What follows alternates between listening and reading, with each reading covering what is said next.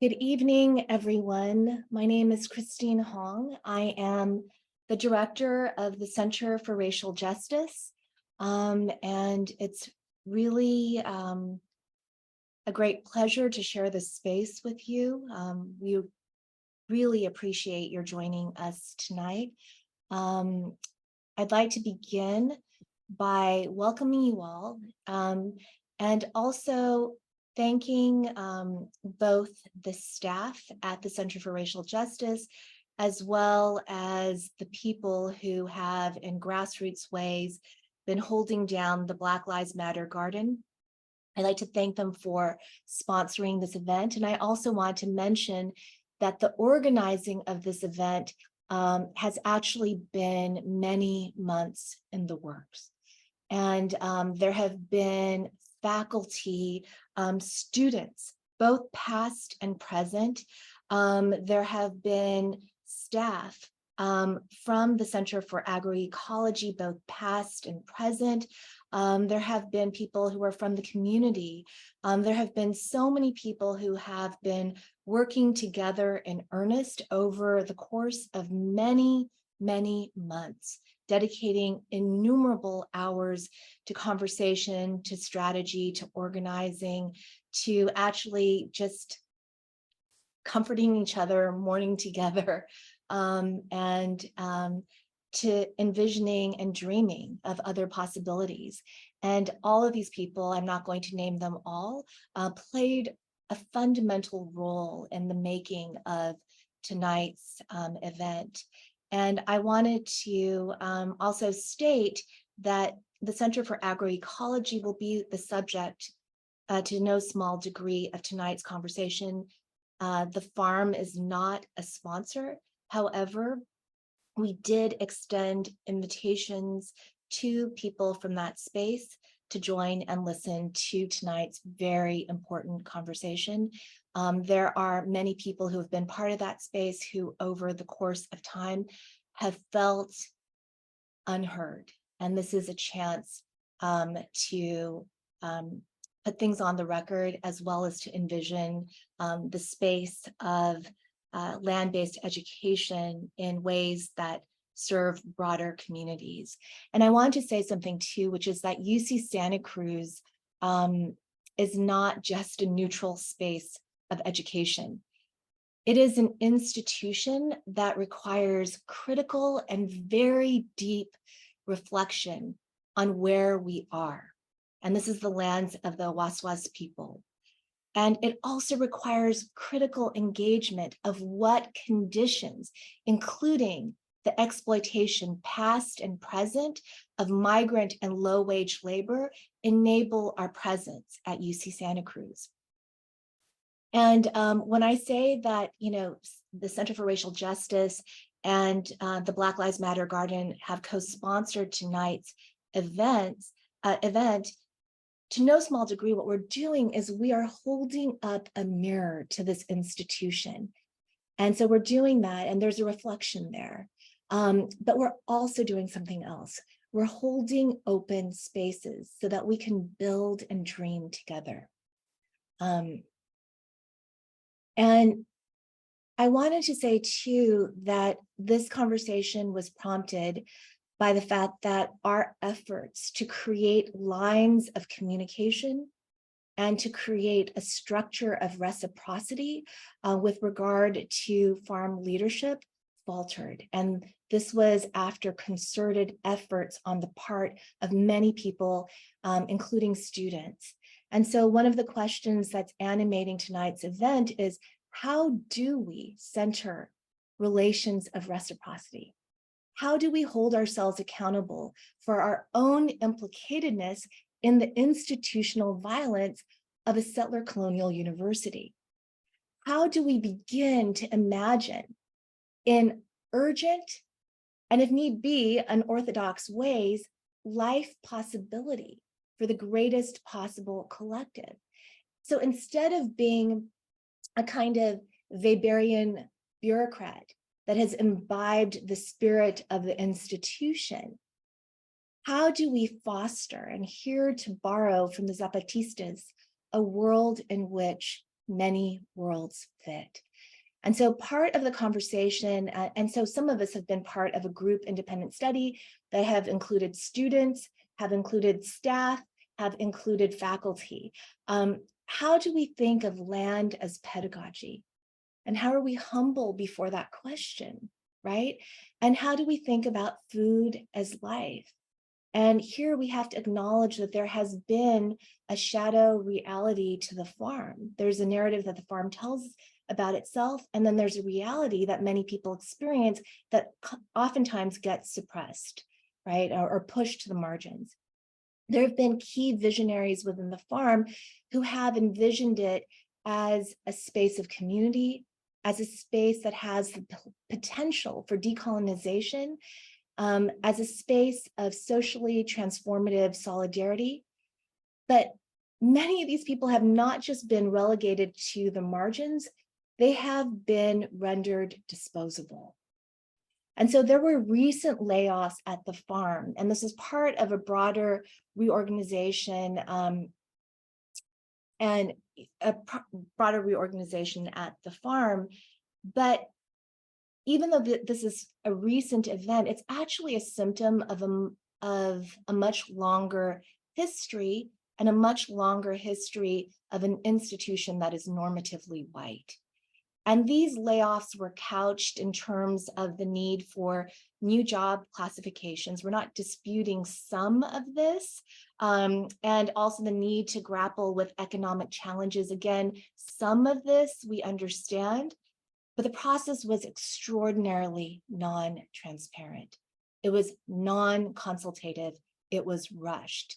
And before the Dean of Social Sciences, Catherine Mitchell, left for a half-year sabbatical abroad, she decided to lay off staff who are incredibly important to grassroots, emergent, visionary work on the farm, and not just to the farm, but to communities both on and off campus. And the dean tasked the director of the farm, Daryl Wong, who's the first non-white executive director, to implement these layoffs. And two of the staff members who were laid off, Kelly Matsushita-Song and Alex Roth-Dunn, are people of color who have long been cornerstones. Especially, I mean, Kelly had been here for several years. I have to switch my verb tense, right? And they were cornerstones of anti-racist, decolonial, land-based programs and efforts. Both of them were central to the Black Lives Matter Garden, the Community Herb Garden, Farmers of the Global Majority, and local collaborations with campesina mothers. And there are these ongoing grant-funded, multi-unit campus-wide efforts around land-based education. Kelly and Alex brought so many other parts of the campus in a kind of community with each other. And these conversations, initiatives, and possibilities are jeopardized and undermined as a result of these layoffs. Many of you realize this. Visionary staff who anchor worlds, they are hubs in these like wheels. And when they're gone, the spokes go everywhere. And the care that they've put into these initiatives, these initiatives can disappear overnight. Flora. Thank you, Christine. Yes, good evening, everyone. I'm Flora Liu, and I use she, her pronouns, and I'm faculty in environmental studies and provost of College 9 and John R. Lewis College. And our colleges are some of these collaborators with Kelly and Alex, and there are staff and students here tonight who are part of these endeavors. So this hits really deeply home to me as well. I'd like to bring up the slide deck if that's possible. So what I want to reiterate from what Christine was sharing was that this, we had multiple, Christina and I in particular, had multiple intensive conversations with Director Wong in terms of trying to find over a span of weeks, like how do we stave off the harm that is going to result from the layoffs of Kelly and Alex and their departure from our campus.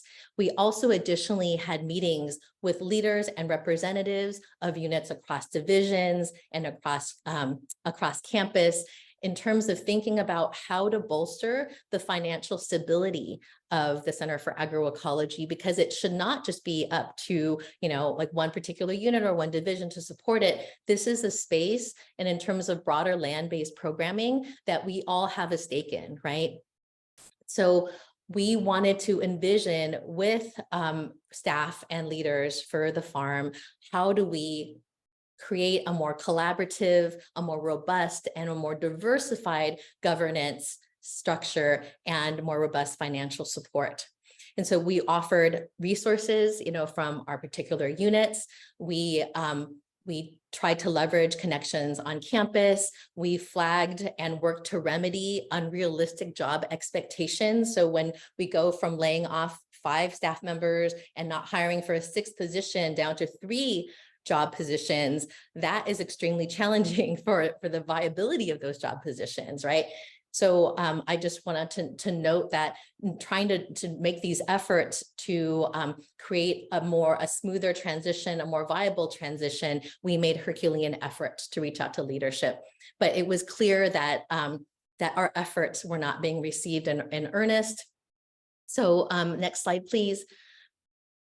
So a petition was launched, as you can see here, in late November. And this petition protested the layoffs of Kelly and Alex, and it garnered over 280 signatures. This effort was featured in an article in Lookout Santa Cruz and later one in City on the Hill Press.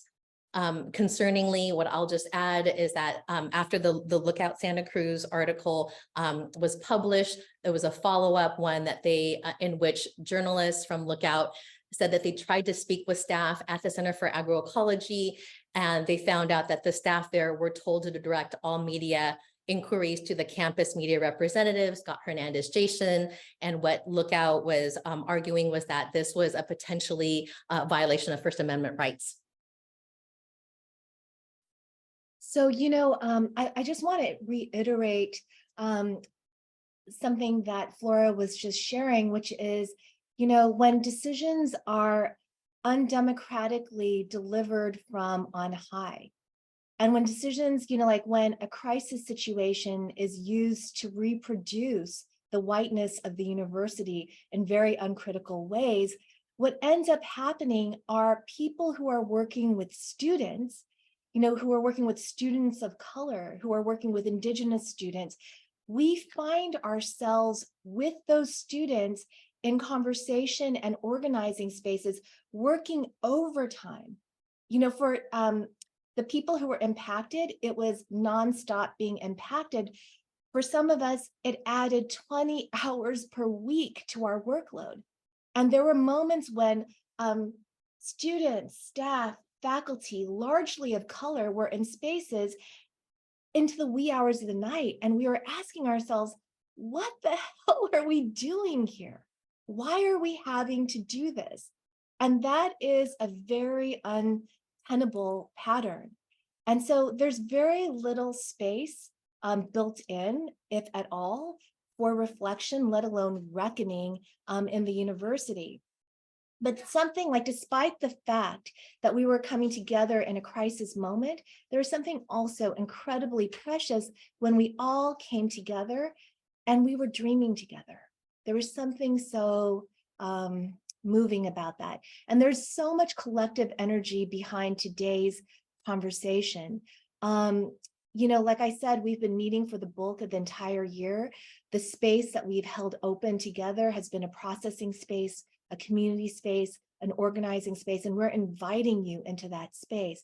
We have drawn strength from each other. We've grieved with each other. We've also been incredibly angry. And I wanted to mention something too. Last year, the CRJ put on a series of events around a report that was put out with findings by Becca Covarrubias and Kat Quinteros in psychology here at UC Santa Cruz. And the report is called Exposing and Reforming Structures of Whiteness in University Leadership. And it took as its case study Santa Cruz. And basically it examined how whiteness is experienced by those people who are most impacted by its structural violence. And among other things, these scholars, these researchers found that whiteness, the way that it's experienced is the devaluing of institutionally transformative grassroots work of faculty, staff, and students of color. It also corresponds to undemocratic, autocratic, non-consultative decision-making processes with little or no attempt at shared governance. And so basically the decision to lay off two treasured staff who had built up worlds and possibility, life possibility, really goes against, everything that we know to be true about how you build up a truly equitable and racially just university space. And, you cannot, there has to be transformation that doesn't just, sort of assign decisions from on high, but transformation of leadership itself. And so we've convened today's conversation in the hopes of opening up a generative space to think critically about how this campus can do a better job of thinking through community engagement, of serving our students, and to imagine other possible worlds. This campus needs to do a better job of holding itself accountable. And this is not a discussion about inclusion in some corporate top-down DEI speak, but how do we in visionary ways choose to reproduce this university? I want to say something too. In working with students, I think that you'll hear from students. One of the students, Ariel Silva, in one of the articles that was placed in the chat, described the devastation of the loss of Kelly and Alex as akin to having been spirit murdered. Esme Gonzalez stated, Kelly and Alex made sure that all BIPOC and queer people felt safe here. They facilitated all these spaces and changes. With them gone, the farm feels like a very white-centered space again. This is a moment when the Black Lives Matter garden, when the community herb garden, so much more is actually in peril. And we have to distinguish between top-down approaches to DEI versus bottom-up. Bottom-up is where the meaning comes in. It comes from the grassroots. If we think that the farm is food and food is life, what vision of life is being reproduced in this moment of crisis? So tonight we're going to weave together a cross-cohort, community-based account of the history and the present of the farm as we explore the necessary foundations for land-based learning that centers racial justice and decolonization at its root and heart. And the stories and the truths that we're going to hear tonight are very powerful. And I just wanted to highlight that what is being shared tonight resonates more broadly with our undergraduate student population. So in the mythology of the farm and garden, founder Alan Chadwick originally designed the garden as a space for students to gather and a way for them to be there on their own terms. So since those days, our student body has dramatically changed, right? Our undergraduate population is 2/3 people of color. So next slide. We know through the implementation of 3 campus-wide undergraduate surveys at UC Santa Cruz in 2016, 2019, and 2022, in total taken by over 8,000 respondents, a little bit about how our students feel about the agroecological education that's being provided at UC Santa Cruz. Next slide. I wanted to share some of these data with you. So in this table, what you see for the 3 different surveys are the percentage of students, people of color and white non-Hispanic students who ranked different. We had a whole slew of different environmental issues, and I'm just showing a couple of them here today, the ones that are most pertinent. What percentage rank these as important or very important? In 2016, only 56% of students of color reported that agroecology was important or very important to them, which was significantly lower than white students at 63%. But I want to emphasize that 84% of students of color felt that access to healthy, affordable, and culturally appropriate food was important or very important. And that was statistically higher than 80% for white students. In 2019 and 2022, we unpacked and separated out food security from food sovereignty, and you can see the results here. The results that we're finding are consistent. While there is little difference between students of color and white students in the importance of food security to them, right? And these are very high rate, like between like mid to high 90% range. That is not the case with food sovereignty. Many more students of color rank food sovereignty, and by food sovereignty, I mean food as central to cultural identity, as well as nourishment, as revitalizing, native and local foodways, right? More students of color are articulating that food sovereignty is important or very important to them. Next slide. The surveys also asked undergraduate students to compare how important different issues are to them versus how important they feel these issues are to the campus as a whole. So in this chart, what I'm showing here is the percentage difference when we ask students, how important is this issue to the campus versus how important is it to you? And so the 0 line means that there's no difference. Above 0 means that it's more important to the campus than it is to the student who's responding. And below the 0 means that it's more important to the student than they feel that the campus is evincing through the importance that it's placing on these issues. So what I want to highlight that in 2016, there was a 20% disparity between how important agroecology was to the campus as compared to students. In 2019 and 2022, we see more parity, but the data also show that students feel the campus is not coming close to matching their concerns about food security, and to an even greater extent, as seen in the gray bars, as seen in the food sovereignty category, that the campus is really not doing what students want in terms of matching their importance on issues of food sovereignty. What our students are telling us is that issues around food and agriculture matter to them. They're telling us that the campus needs to do a better job of demonstrating this importance. What students of color in particular are saying is that issues of culture and belonging expressed in food sovereignty are especially important. We need student of color centered programming that reflects and honors the ways in which relationships to land, place, and food sustain physical, cultural, and spiritual belonging. So now I want to turn it to many voices who will hear from tonight. I encourage attendees to add their thoughts in the chat. And I also wanted to flag that near the end of our program tonight, we will have a jam board that we are hoping that you can participate in as well. Thanks. Hi, everybody. My name is Kelly, and I'd like to start by asking, what is the first thing you do when you arrive in a new place? You ask, what is the history of this place? Who came before me? What happened before to bring us to where we are today? The presenters who speak after me will weave the threads of this story together, the stories of many people actually, from the 90s to the present day. I'll speak to some of the challenges that staff, students, and apprentices of color have faced on the UCSC Farm, as well as their legacy of intergenerational work and organizing that often goes unseen and forgotten. This intergenerational legacy was a guiding North Star to my work at the farm. I was hired at the farm as a staff member in 2016. To our knowledge, there was never before a woman of color to ever work as a land-based staff at the farm in a professional staff position.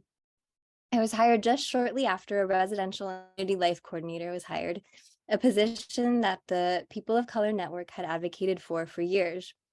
When I started working at the farm and public visitors came through, time and time again, people did not think I was a staff member who worked at the farm because I did not match their image of who this, quote, staff of the UCSC Farm were. I didn't belong in their image of what the farm was. During my time at the farm, I had the experience of being a weaver between worlds and generations, and anchored work between and with the different generations of BIPOC apprentices, alumni, students, and staff across campus. Next slide, please. The mission statement of the farm currently states, the mission of the Center for Agroecology is to advance agroecology and equitable food systems. Because we know that racial justice is the foundation of creating an equitable food system, then it is clear that racial justice must be at the heart of the farm's work in order for this to be true.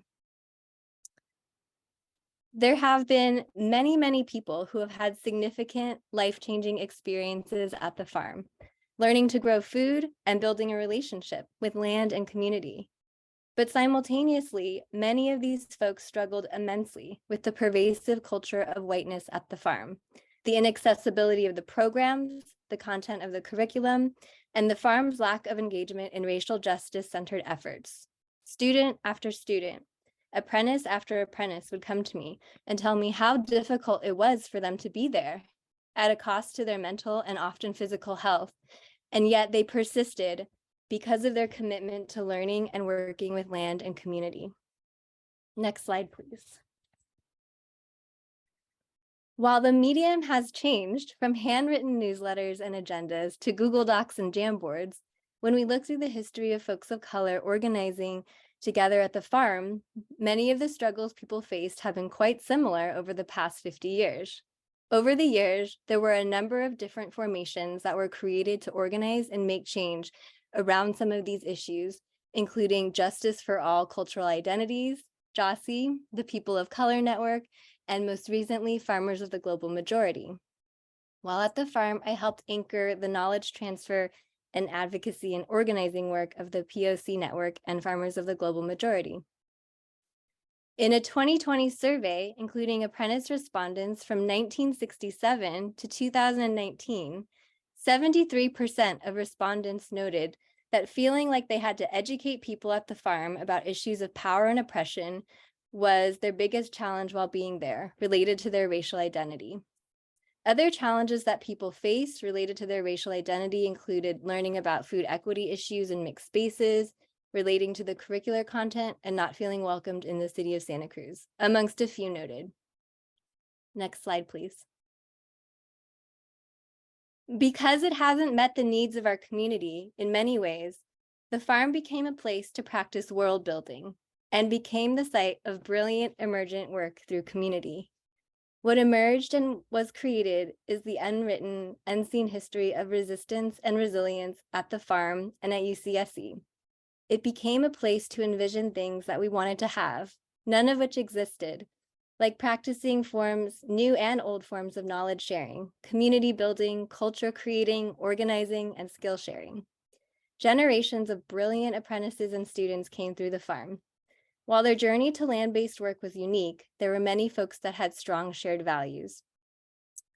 Apprentices of color built relationships with student organizing groups, with mothers at the Buena Vista Migrant Camp, created the first local queer farmer field day, developed and employed creative mutual aid projects to distribute produce, and built solidarity and partnerships with local land justice organizations, and worked to create a network of BIPOC farm mentors. So much passionate, important work was done through the decades with racial justice-centered efforts that centered around building community and community care.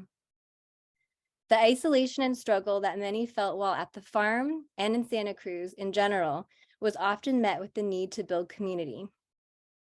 Tending to land and building community were not separate projects, but one. Next slide.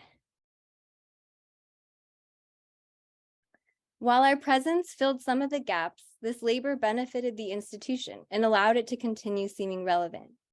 The resonance of the apprenticeship and the brilliance for many folks of color was often experienced most strongly by learning from their BIPOC peers that they learned from. When the apprenticeship was inaccessible for so many, we created the Food Justice and Equity Scholarship, the first scholarship to focus on bringing folks to the program that were already rooted in food justice work. We made the Social Justice Reader, a living multimedia resource grounded in community-based solutions for food systems change. We provided many of the things that the farm structurally and systematically excluded and left out again and again. Yet the farm continued to push these things aside, or somehow forgot that they were there. Next slide. One of the spaces that emerged was the Black Lives Matter Garden in 2015. It was moved to the main farm site in 2016. You'll hear more about that in a moment from founder Leo Orleans. After the founding of the BLM Garden, we worked to continue building support for it, leading to the first paid student steward in 2021. There have now been 3 generations of student stewards in the Black Lives Matter Garden, leading community work in the space, and hosting students over the past 3 years, many of whom had never before stepped foot onto the farm. Next slide.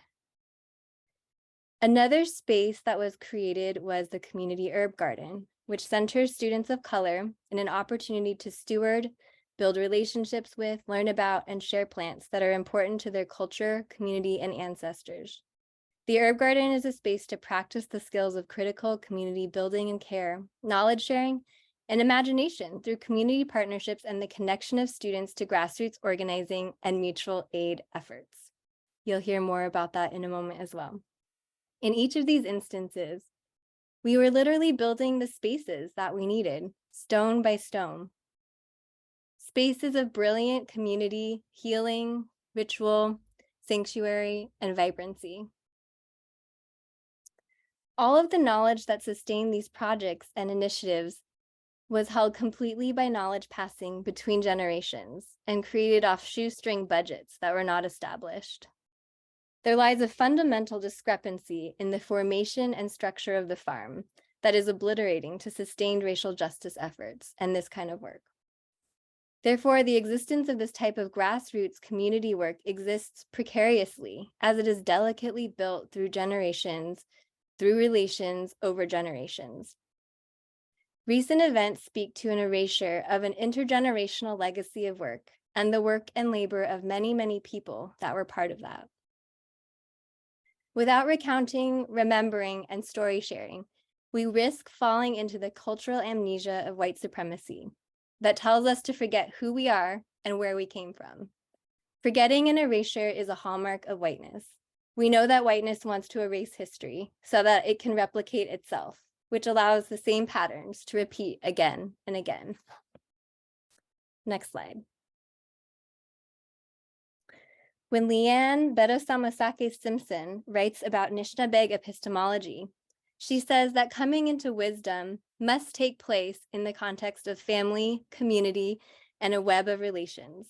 She emphasizes the need for a community container when learning from and learning with land, and writes that feeling trust, being recognized, seen, and appreciated from your community is required for true deep learning. With this, we ask, what are the foundations needed to create land-based learning that truly centers racial justice and decolonization at the root and heart? And I will next pass the mic to Akiko Minami, a 1999 apprentice and then staff member.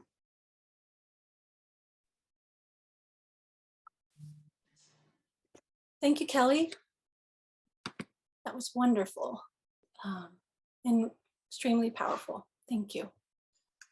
Good evening, everyone. First of all, I would like to thank the organizers of this event and all the work is being done to recognize our activism on racial and social justice. A big shout out to Kelly for all the work they have done over the years. To give you some information about my background, I was an apprentice in the year of 1999. Out of 40 apprentices, there were probably 4 apprentices of color and 2 African nationals. The program had 1 diversity workshop that was put on by UCSC staff. All staff and speakers of the program were white, and the curriculum was based on a back to the lander, Eurocentric perspective. In my friendships, I leaned towards apprentices of color and white women in their 30s. I was 29. I had just returned to the US after living in Asia for 6.5 years. I worked for a Japanese non-governmental organization in Thailand where we promoted sustainable agriculture, and I wanted to gain organic gardening and farming skills.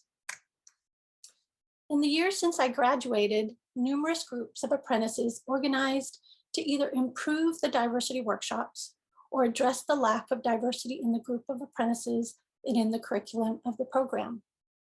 In 2003, I joined the apprenticeship staff as a program assistant alongside Ratoya Pilgrim, who became a second-year apprentice. She was Caribbean American from back east. Together with site manager Christophe Brunel and 2 other second-year apprentices, we formed the Diversity Committee. The first year, we worked to revamp the diversity workshop that had failed the previous season.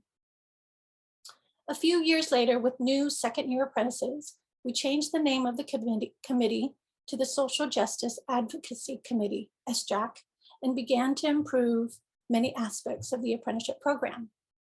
To increase the number of apprentices of color, to find and bring in speakers of color, to incorporate farm visits to food justice programs in the Bay Area, such as in Oakland and Berkeley, to fundraise for scholarships for apprentices of color, and advocate for the hiring of second years and staff of color. We began to weave the concept of social justice throughout the curriculum and activities of the program. I remember arguing with Diane Nichols, the apprenticeship coordinator, over the already stretched curriculum, the need to maintain traditional classes that had been taught for years versus SJAC's requests to include classes that address social justice issues in the organic farming and gardening movement. Over the years, first and second year apprentices began to organize POC reunions, inviting alumni back to the farm to listen to their experiences and gather their ideas to continue to improve the program. We formed the POC network in 2014 and used a Google group to keep members informed of the program and activities for current apprentices and alumni. All of this work within the program began to draw the interest of more POC applicants each year. In the year 2012, POC made up over 30% of the apprentices. This was a big shift compared to 1999 when I was an apprentice. At that time, the CASFAS apprenticeship program was being touted as the program to go to learn about growing food and social justice. Unfortunately, our reputation got ahead of us, and there was a gap between what was being presented to the world and the reality at the farm. In 2016, we reached one of our long-term goals, the hiring of our first full-time staff member of color, Laura Turner-Essel, who is here joining this program, as a residential coordinator. She worked with Diane Nichols on the logistics of the program and oversaw the residential life of the first and second year apprentices. She also led social justice trainings for staff and apprentices. She stayed with the program through most of 2018. Kelly was hired as a full-time staff member in 2016, and then Brent Walker was hired in 2017. As a person of color, I often felt isolated as a staff member at the farm. It was in working with the second year and first year apprentices of color and allies that gave me motivation to continue my work to push for changes. Our work was dynamic, creative, collaborative, and inspiring. I learned so much, and together we created so many positive changes in the program. I'm proud to say that our apprentices of color and allies have developed incredibly impactful farm, garden, and food justice programs all across the US and the world. Therefore, it is disheartening to know that all of our hard work has been erased from the Center for Agroecology at UCSC. The staff of color who have been involved in many social justice efforts have been laid off, and there's a real potential of hiring people that have no connection to our social justice work and legacy. I'm grateful to be part of the documentation of our activism, and I'm hopeful that this campaign will influence the center and the university to prioritize POC members of our community in the future plans of the farm and to meet the needs of POC farmers, gardeners, community activists, and students who believe in a socially just food system. Thank you.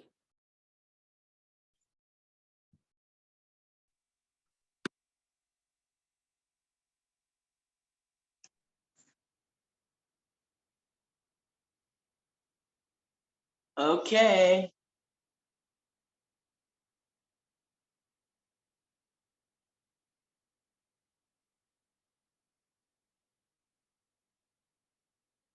All right. Can you hear me? Okay. I don't have my picture. I'm in the bathroom with the light off. I had an emergency. I'm not where I thought I was going to be. But first of all, I want to thank all of you for being here and congratulate us. I mean, I haven't been on a Zoom with 95 people ever. So it goes to the strength of how important this program is to everybody, and especially to me. Changed my life. The first time we were there, the first time I came to Caspis, I came as a lecturer. I came to share the stories and the works that I was doing, and I was recruited by Erica Pang and Jared Lawson, and they admired the community work I was doing. I was trying to get people to eat food, better food, and to stop drinking sodas. And they asked me to come down and share my story, and I did. And then they said, hey, why don't you think about being in the program? I was 55 years old. Okay. And it was like, what? And they were living in tents and stuff. And I was like, I don't know. But I got a scholarship. I applied. I retired from my city job. And I met Diane. Diane was really cool. I had a big earth-shattering experience in that I was in Santa Cruz and I didn't see any brown people. The only brown people I saw were nannies and people in food service. But in terms of the community, I didn't see very many Africans at all. And in fact, our class had 3 people of African ethnicities. Me, a woman from Georgia who was my age, and a gentleman from Malawi, an African from Malawi. That was the 3 of us out of 40. So that was a big shocker coming from Berkeley. I had a little difficult time with that. And being 55, sleeping in a tent on the ground was not my thing. We didn't have no tent cabins, I'm gonna let y'all know. And I was going home the first 4 days. It was raining too. But what changed me was a relationship with Orrin Martin, because I really wasn't getting it. And he had some information that helped me about Muhammad Ali. I mean, not Muhammad Ali, Malcolm X. Malcolm X, I had met him as a child. My grandparents were Muslim, and he read a story and it had Malcolm X in it, and we got a conversation, and I told him my difficulties with being there and how I wanted to go home. And he said, well, why don't you just stick it out for a minute? And then I fell in love with the Up Garden. So that helped me stay. But the difficulties I had mostly there in terms of my ethnicity and my age was, one, outside of the campus. When we went to Pika to wash our clothes, European woman had the police called on me and another gentleman who were there. And I don't know how it happened. The whole time I was there, I never saw an African police person. And they found one that night, a woman, an African-American woman, and came and said, you know, you're not supposed to be at Pika and blah, blah, blah. And I said, okay, I'm leaving. And that was the end of that. But apparently the university complained to Caspis, and Diane called me in the office about it. And I was really upset about it, you know, because I really felt that the only reason why she thought I shouldn't be there was because I was African. The other person who was with me was a European male person, and they wasn't bothered about him being there. It was mostly me. So that was an experience. And the other part was the age difference. As I said, I was 55, and there were like 30 18-year-olds, and it was difficult. But I have to tell you, it was a growing experience for me, and it changed my life. It really did. I got to know people in a different way.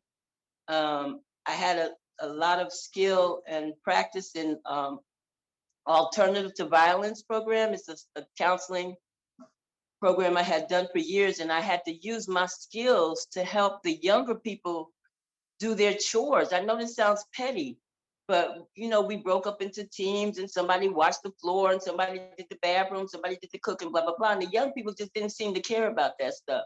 So we had some very contentious meetings about that.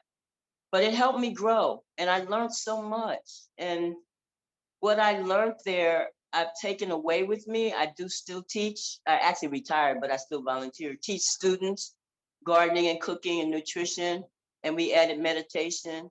And I was sending people to Caspis. I stayed in contact. I was part of the POC. We started the Indigenous Garden, the relationship with the Indigenous there.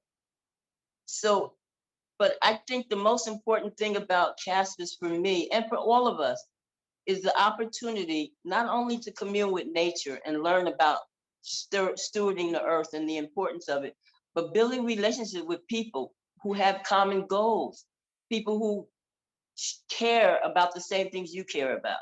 And they didn't look like me, but I got out of that habit of being saying black, white, yellow, and red. There was no such thing. All of us are some shade of brown, and we're all human. And that's what I learned there, and that's what I try to teach and carry forward now. I was very devastated when I sent a woman that I worked with last year, to apply to Caspis. And she came back and said, oh, it was a 6-week program. And I was like, 6 weeks? Damn, what can they do in 6 weeks? And then they canceled it. She couldn't even do that. And that really got me upset. The legacy of Caspis is big and wide, proven by us coming together right now. 97 people. This happened to me, in 2008. So it's carried me through. I'm here to work and help however I can. I don't really have any suggestions. And in the situation I'm in right now, I'm not able to really focus on what we're doing tonight because I had a little emergency and I'm out in the street. But I just want to congratulate all of us for being here. And without us together, we'll figure out a way. We got to petition or whatever we need to do to get the university, get the publicity out that we're doing, and also try to help remind the university itself, because this is the issue. The community around Caspis, community around the farm, and the student population, that's where it is. That's the change that needs to be. The personnel, people who work there should reflect the world we live in. I don't know how we're going to do it, but I'm here. And I want to thank y'all for getting together. And I want to thank Kelly and everybody who's organizing this and doing this. And Akiko too. We're friends through Pie Ranch. And that's another extension of the work we're doing. So thank you. With that, I'm going to go out. And I'm sorry, y'all, I'll let you see my picture, but I'm in the dark in the bathroom. Did I say that? And I'm 71. So it's everything that I say I'm going to do and remember to do is not necessarily going to happen. But thank you. And I'm here and I'm listening. And if I can be of any help, I'm still at KPFA radio. I still can put our messages out there if we need to. We can get a show together, that kind of thing. So thanks for having me speak. Thanks.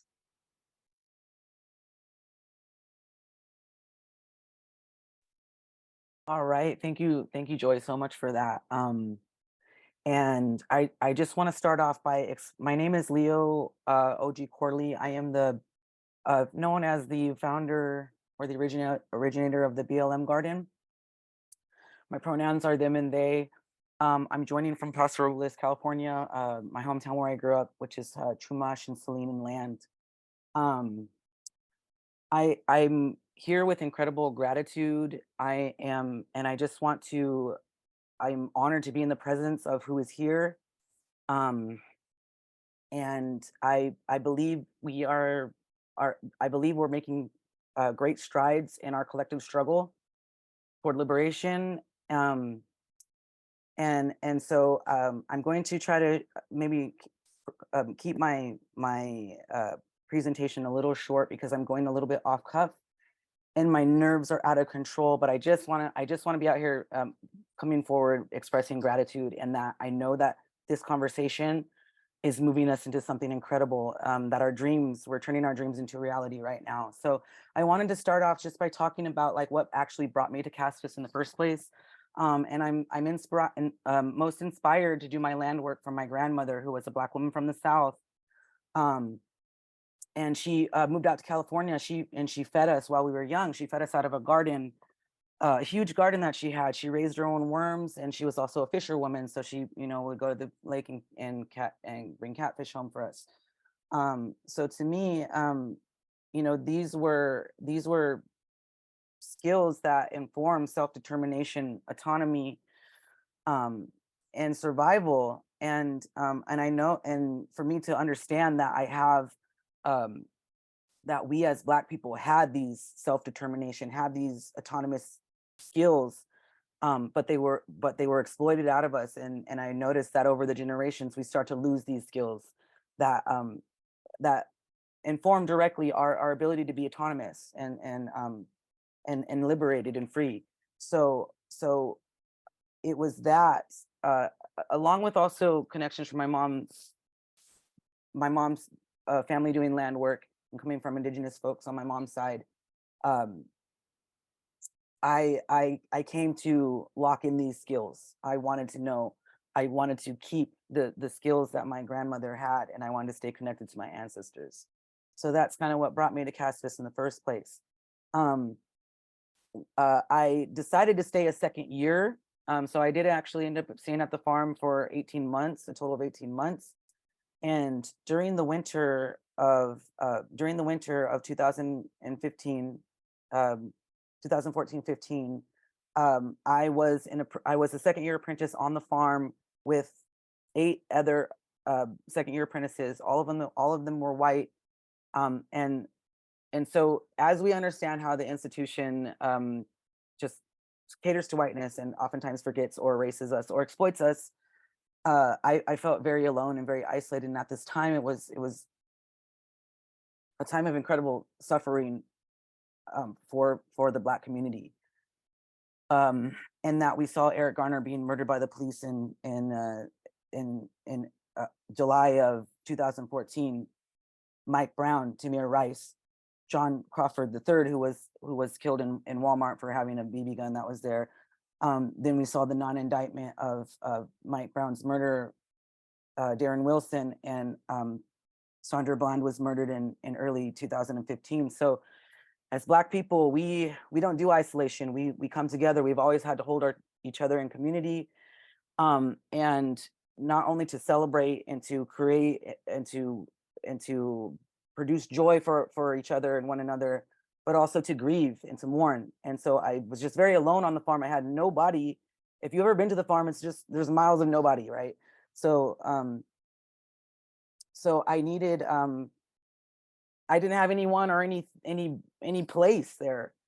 And so with that, I decided to start the BLM garden at Pika with an invitation from the folks at Pika to use the space out in front of the parking lot where our dorms were. So I started the BLM garden with some of the goals of putting skills to practice, having a place of sanctuary, growing food that were foods that were our ancestral foods, planting our own seeds there, having a place to call and convene ancestors to meet, to mourn and to grieve. Those were some of the goals of the BLM garden. And so I started the farm where it was accessible, and I really loved that that was brought up to the main farm when during the 2016 year. I wanted to talk briefly about my experience as an apprentice. I would say that it was tough as far as like what CASFIS offered on its own. It was, it was not. They didn't even have like a food justice time history or anything. But I had a pretty good first year in that I met the other apprentices of color who were with me, including Kelly.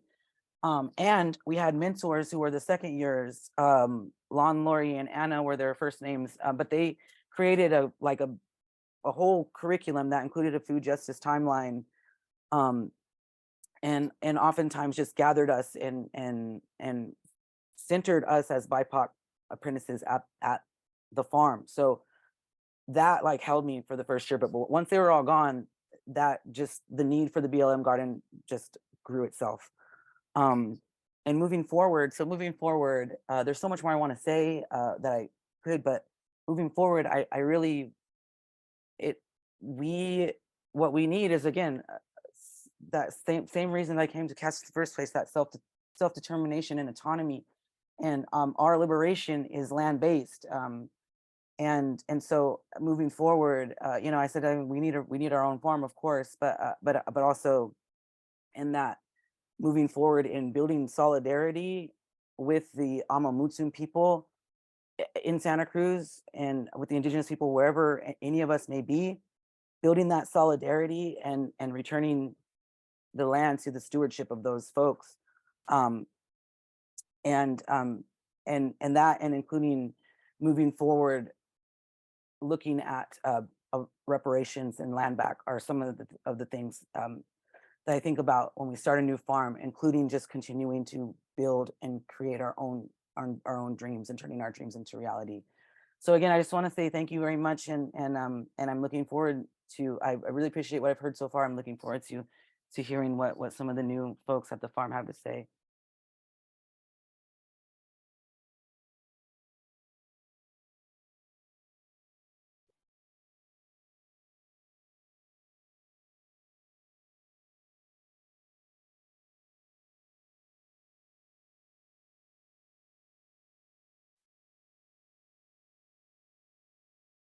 Next slide, please. Hi, everyone. Thank you for being here. My name is Pooja Batra. I go by she and her pronouns. And I am speaking to you from the land of the Kumeyaay people that has been renamed San Diego, California. But I would like to acknowledge their stewardship and continued presence on this land. And they are still here and still fighting for land justice down at the border. Thank you to Kelly and the Center for Racial Justice for inviting me to share my experience as a member of last summer's cohort of the apprenticeship program. Our cohort was the first and so far only cohort to go through the revamped program. So my understanding is that during the COVID shutdown, the program, they took that opportunity to revamp the program. My understanding was in response to many of the requests and critiques that had accumulated over the years.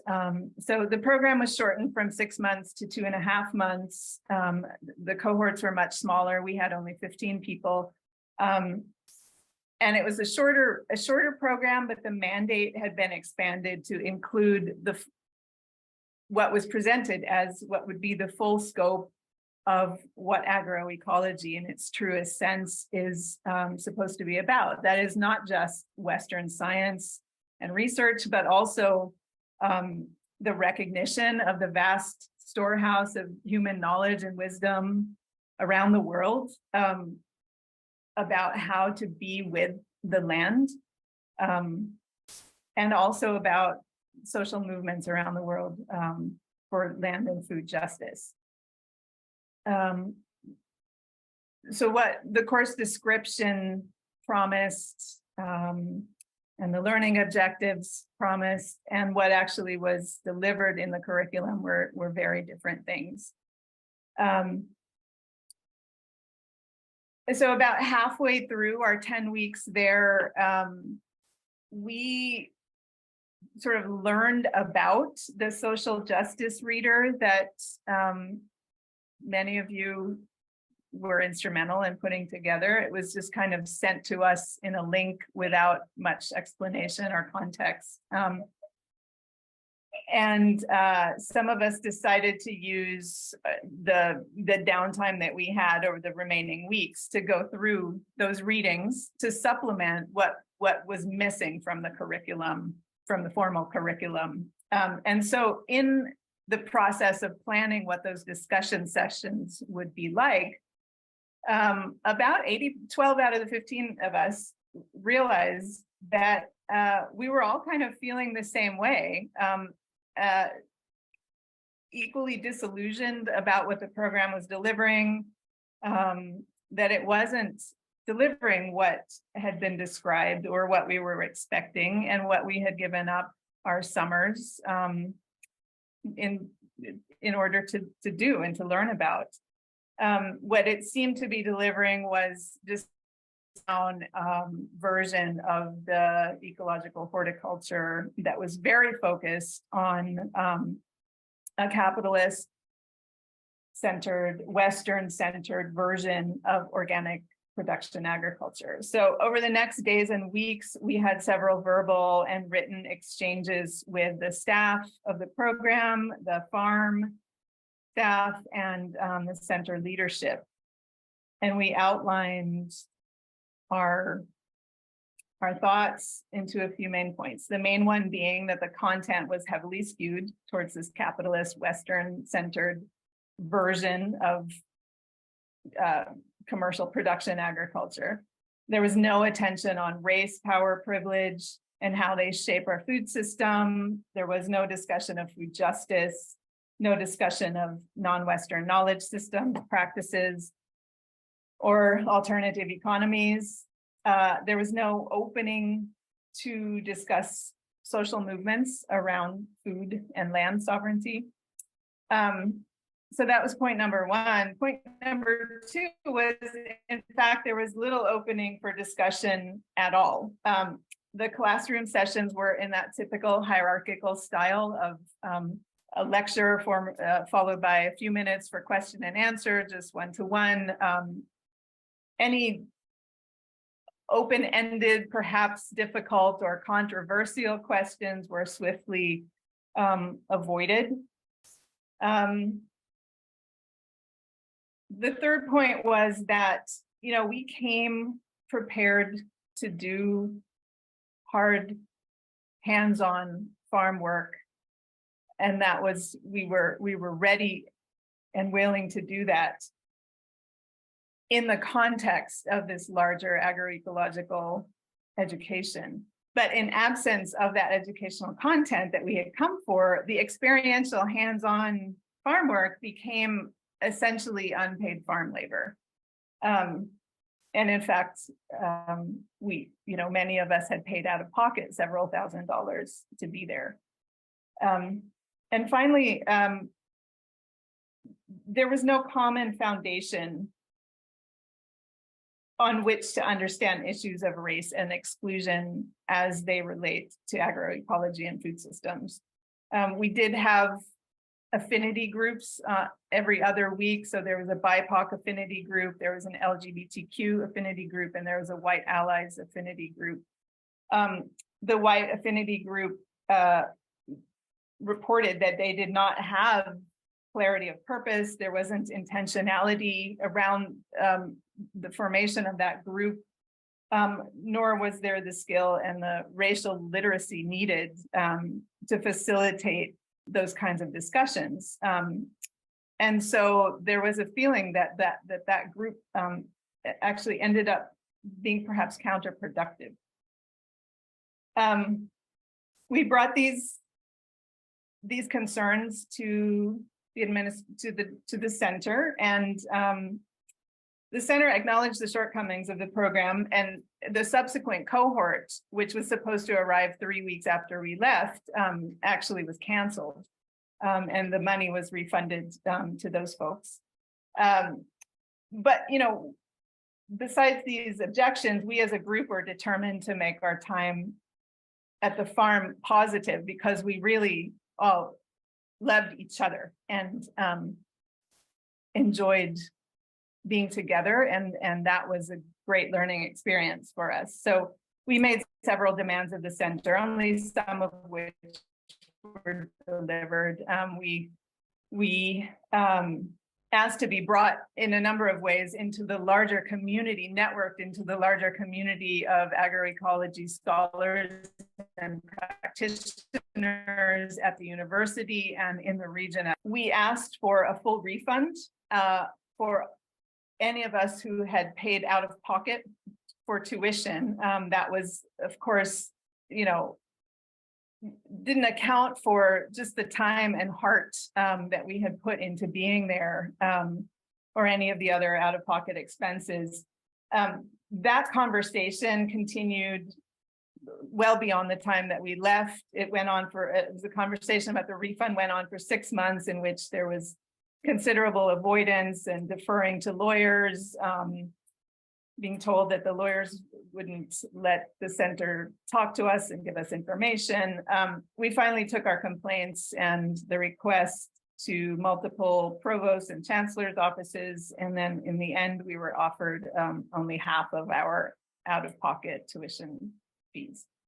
I do want to end on a positive note, though, and what you're seeing on the slide here is an illustration of that. You know, we recognized that the center, in fact, didn't have the capacity to deliver the content that was truly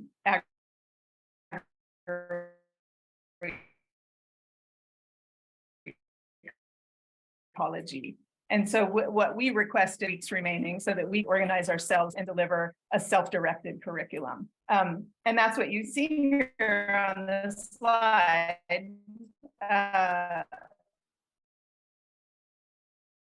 So in the remaining people, majority, but not all of whom were BIPOC, we held sessions on mutually agreed upon topics that we felt we should not leave without having explored. For example, we finally had a conversation that we had tried unsuccessfully to start on day one about the mythology versus the reality of the Green Revolution.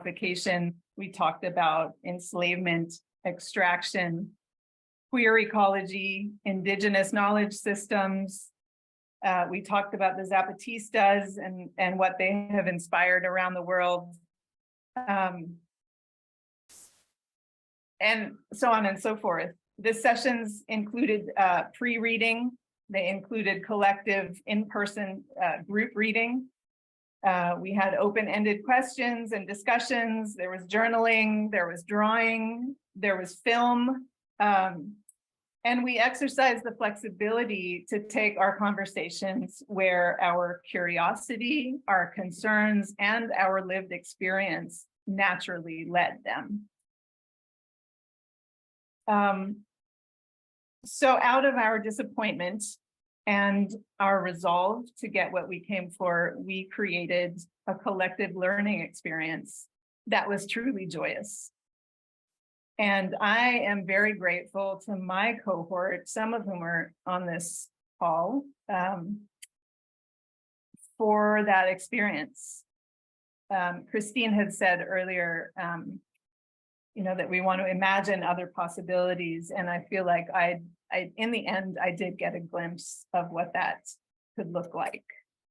Thank you.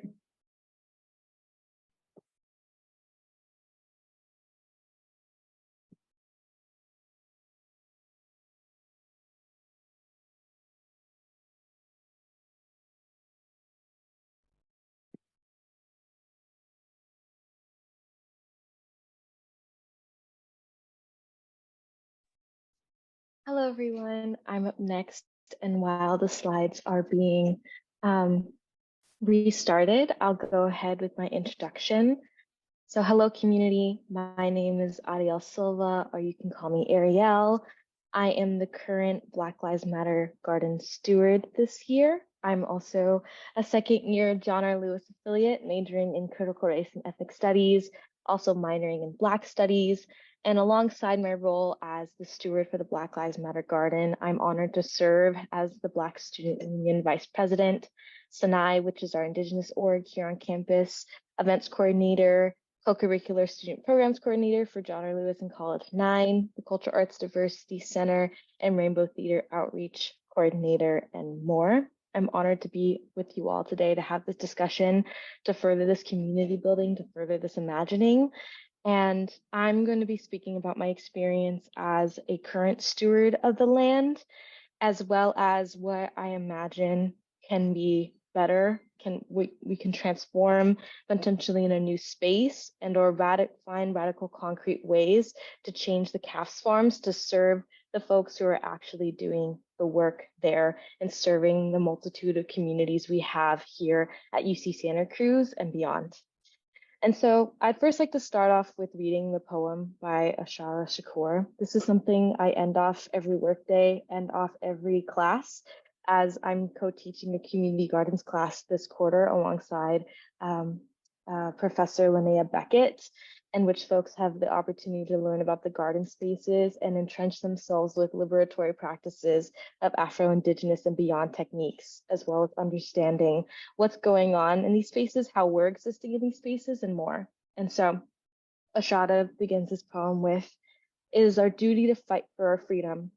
It is our duty to win. We must love each other and support each other. We have nothing to lose but our chains." And I think this is a poem that's been carried on with generations of organizers here in UC Santa Cruz and beyond, that I've come to bring into my own pedagogy and praxis that I practice throughout my own studies and how I even exist on land, and that it ties us to what we need to do and ties us to the fight that has been fought for these generations that I have come in to carry. I carry on Leo's legacy. I carry on the apprentices. I carry on Kelly's and Alex's legacies and beyond in the work that I do. And I also carry on their pain, their trauma, their sorrows. And I like to explain my experience in the BLM garden as something both joyous and as someone who's experienced a spirit murder. The loss of Kelly and Alex, those are my two mentors who were fired this year. We had to do a year's worth of work in less than a quarters of time to make sure that the garden could stay alive, because I am currently the only steward of the space. And it's only been kept alive by folks who are in the Zoom call, as well as other collectives, student organizations, folks coming from all over to allocate funding, to allocate their time to fight for the space to stay alive. And if it weren't for those people, the garden could very well not even exist at this moment. And the loss of Kelly and Alex, it's like we're losing a language, the language of liberation, of decolonial land stewardship work is going to be lost if we do not keep people who are integral to fighting, if we do not keep people who are integral to keeping these spaces alive, who are curating them, particularly for us. Leo created the BLM garden because they did not feel served. I don't feel served in this institution. I'm serving the institution, and I'm tired of serving the institution. My labor goes unseen. I'm not treated as if I belong on the land, and the land that it belongs to my people. I'm Black, I'm Latinx, I'm queer, I come from Indigenous roots. This is the land that I make up. This is the land my ancestors have made up, that we've been here. I exist in the soil. The very soil I touch in the garden is as much a part of me as much as I am a part of it. And so with the loss of Kelly and Alex was the start of and prime example of what I've experienced in every role I serve on this campus. I've been met with white supremacist decision making on part of staff, faculty, administration, and by students. And I am beyond exhausted. My soul is weeping. It's been shattered. It's been pulled into a million directions, and I'm still expected to keep it together, to keep the garden together, to keep my roles as a student activist here. But with what support? The support has come from the other folks within my own community that are experiencing the same pain I am experiencing, and if not more, or in different ways. And so I want to call to the quote that I put on the slideshow that explains spirit murdering, that was defined by Patricia Williams. Thank you, whoever muted that person. I appreciate that. Who defined, the legal scholar who defined what spirit murdering is, and also in the words of Bettina Love. A spirit murder is more than personal, physiological, and spiritual injuries. It's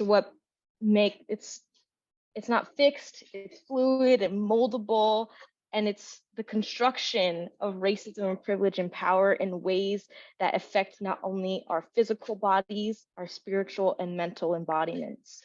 And so I hope as you look at the photos that I have on screen, I presented some of the beautiful moments of the space. I've been able to host many events and work days, not out of support of the Cass Farm, but out of support of the community and the love that I've been receiving. And And I want to make everyone aware that any funding that I've had that to create these events, to have these work days, has come out of the other communities I'm a part of. I've come out of the COCA budget, I've come out of the BSU budget, I've come out of different spaces, because since Kelly and Alex, their jobs were put on the line and then consequentially fired, I've had no access to budget for the garden. And so any seeds that were purchased for the space that I was able to grow this year came out of Kelly purchasing them for me before they had to leave the institution.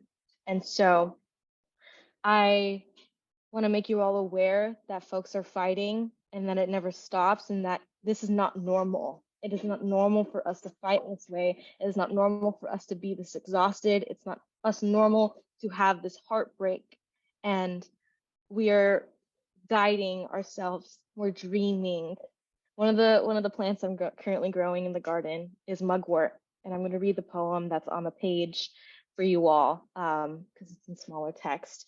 And I think that this is one of the ways that we can begin to dream, to continue the dreams, to continue to imagine, but make sure other folks who are not experiencing pain also have the space in their minds and in their bodies to dream with us, to join us in this journey. And so mugwort is explained as a portal of dreams. Dreams we may dream a world beyond police, beyond prisons, dream QT BIPOC liberation, dream a way to support each other, to thrive alongside the soil, the water, this one precious earth that we share. And so I will invite you to be a part of the BLM Garden in spaces like the Herb Garden, support the student interns as their labor is extorted, be here alongside our fight, be here alongside the staff who are fighting, the staff of color who are fighting, the interns of color who are queer also that are fighting. And this is an invitation. And if you're not already with us, I hope you are past this day. So thank you for this time.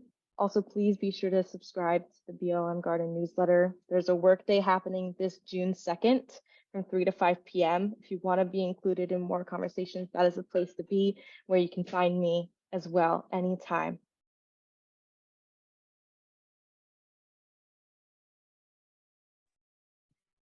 Thank you, Ariel, for your words. So yeah, I'll be talking next. So to understand the current state of the farm, one only needs to look at the farm garden and how the weeds are taking over.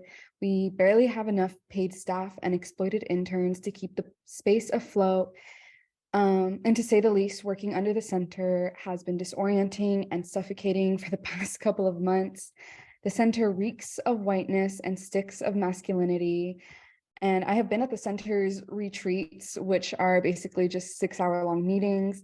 And I have seen how the center ignores student voices and have watched how the staff place their whiteness and masculinity at the forefront to talk about social justice, and how to place it at the center while remaining entirely silent about how the harm is currently happening. And now I only understand that the Center for Agroecology have kept the word agroecology for the clout it brings, but it really can't consider itself agroecology because of the amount of harm that it has caused does not represent agroecology in motion. The center has left no safety for students. There's constant mansplaining, and there's a sort of dissonance from the staff as well, knowing that harm is currently happening, but also sharing statements that Daryl is trying his best when his best is causing harm.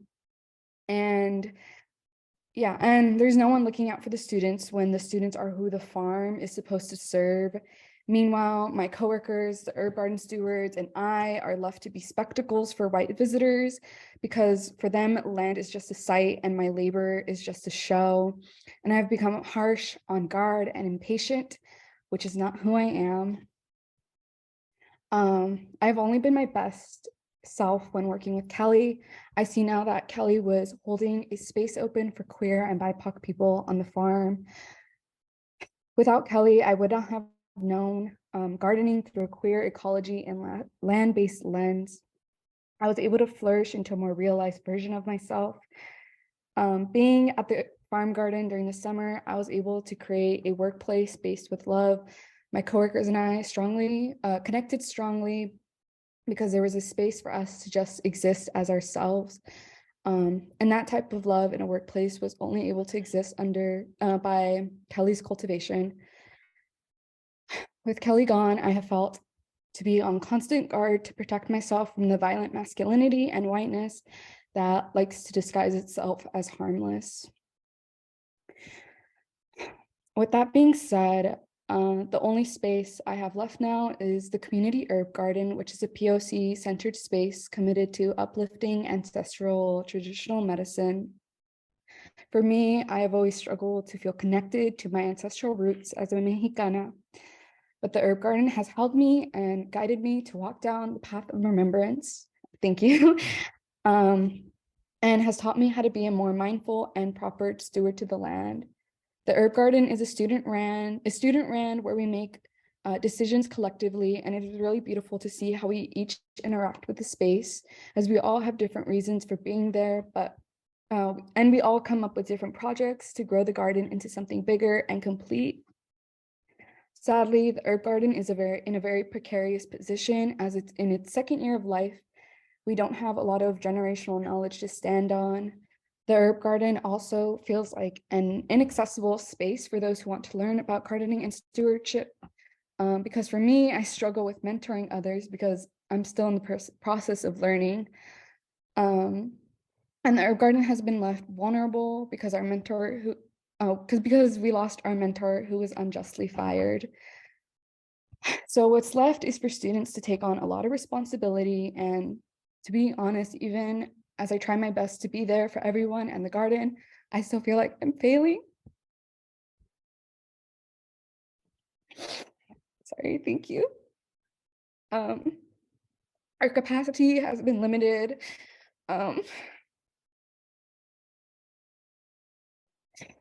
But I know how far the community herb garden can go. I dream of a large network of organizations on and off campus interacting with the garden. I see how impactful the garden can be for restoring our lost connections to our ancestral roots, and see how fruitful the garden can be for teaching about stewardship and so much more. But the Center for Agroecology has stunted the herb garden's growth. Barely any communication has come our way from the center, and they tell us big promises of what they can do for us, but we know those are just big lies, because the Center for Agroecology has made their choice, and that choice was harm. All that it's cared about is colonial type research, grant money, and continuing to exist on stolen land. So yeah, thank you. And I'll be transitioning into 2 poems that I wrote and would like to share. And yeah, thank you for allowing me to remain this vulnerable thus far. I really appreciate everyone being here. Sorry, I just need a moment. Okay. A noxious weed. A noxious weed, who, you or me, feeling like I need to flee and wanting to stay with the ground. I can be noxious, obnoxious. Do my words hurt you when I speak the truth of what happened here, about what has been cyclically happening here, harm? Am I the noxious weed? No, I hear the earth tell me it is really you that is the noxious weed, nauseating when you come into any points of my senses. When you dry up, your spines will be present for generations, continuing harm to those that come after you. You knew you were the harm, yet you still let it be a noxious weed, stubborn in complicity, pernicious scripted lines, fouling the room with your demeanor of pleasantry, a dreadful laugh of shameful camaraderie. I'm not the noxious weed. I walk the path of remembrance. I speak truth into power. I find community through the earth. But for you, I really can't tell if you fear the power to those above you or just want it for yourself. But let me name it clearly for you: your harm, cutting up the body of the land into research plots for that grant money on stolen land grant land. continuing the legacy of extracting the earth for answers, any and all answers, and you can't see that if you just sit with her, she'll tell you all that you need to know. But sadly, you have been reported to be walking around with dollar signs in your eyes, which could be the diagnosis for why your senses have been clogged. But tell me why you chose to be the noxious weed, because what a weed is really is subjective. A plant in the wrong place at the wrong time, undesirable, harmful, suffocating life. So tell us why you chose to put a facade facing us and not the institution. Why you chose to harm the stewards of the land. Why did you reject the support of the community who knew a better path? Why did you choose to be a noxious weed? Thank you. Also, that was like my first time reading poetry like that. But yeah, I have one more poem for everybody. Okay. You've cut me at my roots. I've been trying to go deeper to the earth, find my place on this hellscape of a world, and turn it into a community garden. You've cut me at my roots, to my mentors, to my ancestors, to all the stewards before me who have walked this land. But even after I've been left with nothing, I am still held. Only now I understand what has been calling me is land. She holds me softly like a water droplet on a leaf. I feel her most strongly in the garden where she guides me to care for her through thoughtful observation. She hums to me in the singing of the birds, in the growing of the plants, in the breathing of the soil. Land is the living body on which all life rests upon. In what ways do you hum back to her? All I see you doing is laying down institutional concrete, preventing growth from the now and then, but concrete cracks, and what has been growing in between are my dreams and the dreams of my community, where we have been exchanging the visions that land has been wanting us to see, dreaming of land returning to her rightful people, where her whole ecology is balanced through proper stewardship. We dream of land where everyone knows everyone, the plants and the people know each other's names, and where we know how to care and heal for one another in reciprocity. So while you may have cut me at my roots, you can't get rid of the seeds that hold our dreams. Thank you.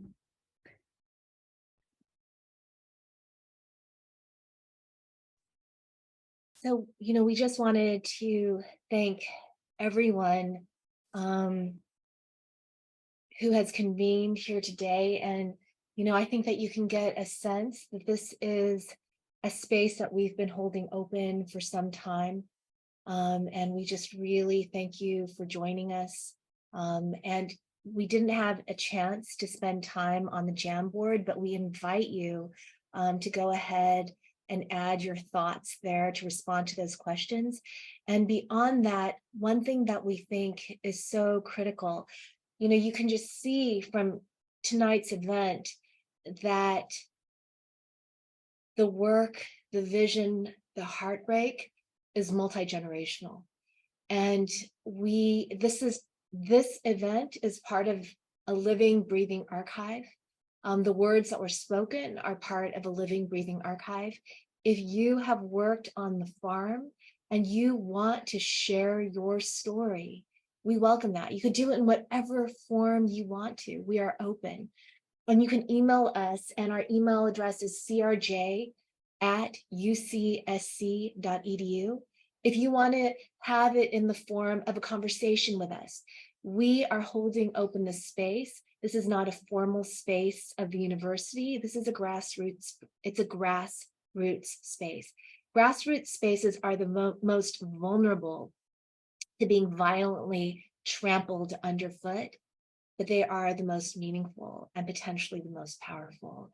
And I think that you could get a sense tonight of the power here of the people in this room and the relations that we have with each other, with the land, to rethinking things not in a kind of relationship of possession, but one that honors each other and honors that which has come before, which still is, Indigenous connections to the land, migrant dreams of place as well, you know, also like recognition of labor, all of this. And so this we see as a critical sort of marker in a conversation that has been unfolding over time. And it's neither the beginning nor the end. It is just an opening up. And we welcome being in conversation with you. And I just want to say one last thing too, which is that we know that some people are here from the farm. And there are also people who aren't here from the farm. And we want you to know that we have, as Flora stated, repeatedly reached out. We offered a structure of support, even though we come in some cases from underfunded units, historically underfunded units on campus. We offered up our resources. We offered up our labor. That was not received. So we have resorted to creating this space. And we just thank you all for joining us. We feel your strength and we feel your love as well. Thank you, everyone.